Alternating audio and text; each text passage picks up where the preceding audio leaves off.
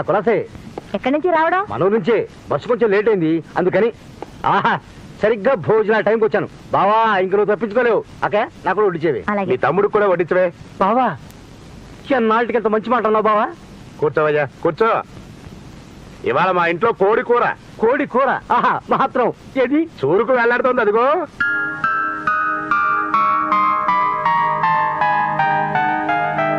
దాని ఒక్క రెప్పార్పకుండా చూస్తూ పొట్టెన్నం మింగేయడమే కూర తిన్నంత తృప్తిగా ఉంటుంది.